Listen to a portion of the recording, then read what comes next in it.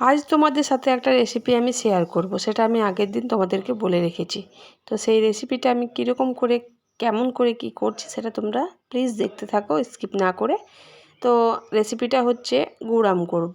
তো সবারই রান্নার পদ্ধতি তো আলাদা রকম হয় সব সময়। তো আমি কীরকমভাবে গুড় আম করি সেটা তোমার সাথে শেয়ার করব। শুভ বিকেল আমার সকল বন্ধুদের, আশা করছি তোমরা সবাই খুব ভালো আছো। আমিও তোমাদের ভালোবাসায় ও আশীর্বাদে অনেকটা ভালো আছি।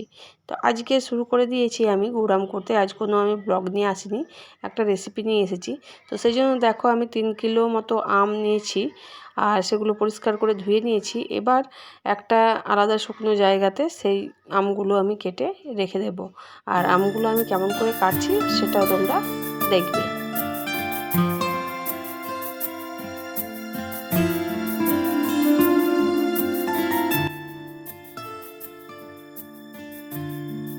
আর হ্যাঁ বন্ধুরা, গুড় আম করার জন্য আমগুলো একটু শক্ত ধরনের নিতে হবে, কারণ কচি আম হলে গুড় আমটা ভালো হয় না। একটু আঁটি হলে আমের সেই আমটা খেতে ভালো লাগে। তো আমি যে আমটা নিয়েছি সেটার আঁটি হয়েছে একটু শক্ত শক্ত ধরনের।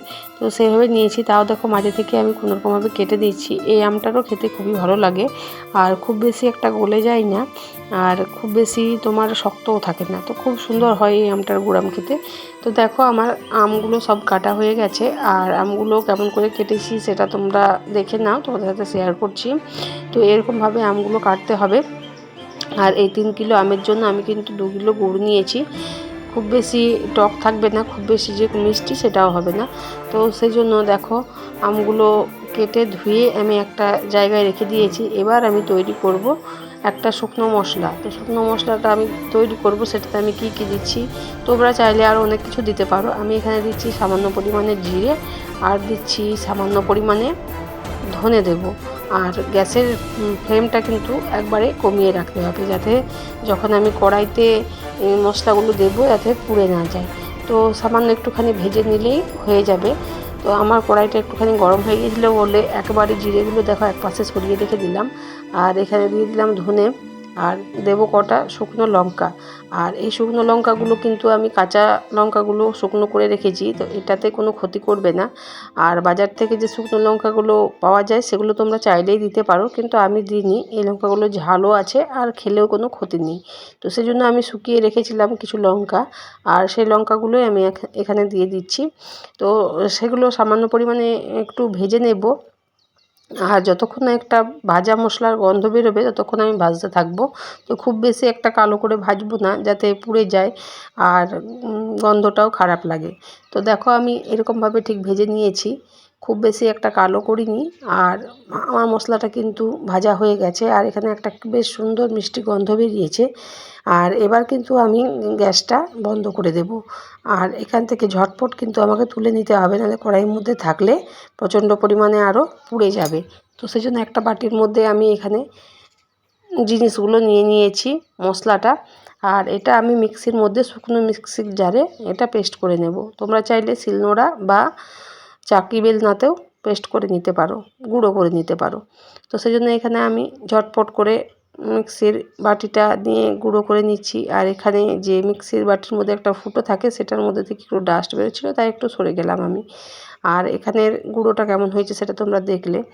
তারপরে আমি চাপিয়ে দিয়েছি এখানে কড়াই, আর কড়াই দিয়ে দিয়েছি সমপরিমাণে সরষের তেল আর কিছু দিয়ে দিয়েছি পাঁচফোড়ন। আর আবার সেই দিয়ে দেব যে লঙ্কাগুলো আমি শুকিয়ে রেখেছিলাম সেইগুলো। তো বেশি না 8-10টা মতো আমি লঙ্কা এখানে দিয়ে দিয়েছি। আর কড়াইয়ে তেলটা একটু ভালো করে গরম হবে, তারপরে আমি আমগুলো ছেড়ে দেব। আর আমি যে আমগুলো নিয়েছি মনে হচ্ছে যে কড়াইটাতে বেশ কুলোবে না, তো সেজন্য দেখি আগে আমগুলো দিয়ে, যদি না কুলোয় তো অন্য একটা জায়গায় আমাকে আবার দিতে হবে। তো আমি কড়াইটা আন্দাজ ঠিক মতো করতে পারলাম না। তো আমগুলো এখানে ঢেলে দিয়েছি আর সত্যিই কড়াইতে দেখো কুলোচ্ছে না। তো সেজন্য আমি একটা বড় জায়গাতে ঢেলে নেব। আর এখানে যতটা পারলাম ততটা পরিমাণে একটু উপর নিচ করে নিলাম আমগুলো। তাতে কি হয় যে তোমার সব জায়গায় সমানভাবে তেলটা পায়। আর এখানে একেবারেই নুন দিয়ে দিলাম আর দিয়ে দিচ্ছি একটু পরিমাণে হলুদ। বাস, এটার মধ্যে এখন আর কিচ্ছু যাবে না। তারপরে কড়াইয়ে থেকে আমি অন্য একটা পাত্রে ঢেলে তারপরে এটাতে আমি দেব একটু পরিমাণে গুড়, মানে যে 2 কিলো গুড়টা আমি তোমাদেরকে বললাম দেবো, তো সেটাই দেবো। আর সেই জন্য দেখো আমি আলাদা একটা জায়গায় আমি এটা ট্রান্সফার করে নিয়েছি। আর সেখানে বড় জায়গায় ট্রান্সফার করে নিলে কি হয় যে ভালো করে নাড়তে সুবিধা হয়, তো সেজন্য এখানে আমি বড় জায়গাতেই নিয়েছি। আর এখানে আমার নাড়তেও বেশ সুবিধা হচ্ছে। আর গ্যাসের ফ্লেম কিন্তু আমি লোতেই রেখেছি। এবারে এটাতে আমি দিয়ে দেব গুড়।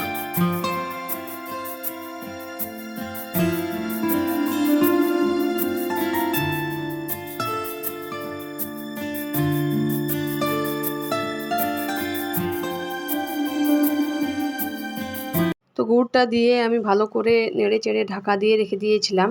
আর ঢাকা দিয়ে রাখার পর দেখো কতখানি জল বেরিয়েছে। তো এই জলটাতে আমটা সেদ্ধ হয়ে যাবে পুরোপুরি। আর এই জলটা যখন অর্ধেক শুকিয়ে যাবে, তখন আমি দিয়ে দেব এর উপরে ভাজা মশলা, যে মশলাটা আমি বানিয়ে রেখেছি। আর এই ভাজা মশলাতে তোমরা চাইলে মৌরি, জোয়ান অ্যাড করতে পারো। আমি ওগুলো দিইনি, বাড়িতে ছিল না। আর আমি সিম্পলভাবে করার চেষ্টা করলাম রেসিপিটা। তো ভাজা মশলাটা আমি অ্যাড করে দিয়েছি। আর তারপরে একটুখানি নেড়ে চেড়ে আমি গ্যাসটা অফ করে দেবো। তাহলেই আমার তৈরি এখানে গুড় আম। তো রেসিপিটা আমার কেমন লাগলো তোমরা অবশ্যই কমেন্ট করে জানাবে। আর আমার রেসিপিটা যদি ভালো লেগে থাকে লাইক শেয়ার কমেন্ট করবে। তো দেখা হচ্ছে নেক্সট ডে নেক্সট ব্লগে। ততক্ষণের জন্য তোমরা ভালো থেকো, সুস্থ থেকো। আর এইভাবেই দেখতে থাকো আমার সাথে আমার ব্লগ তড়িঘড়ি লাইফ।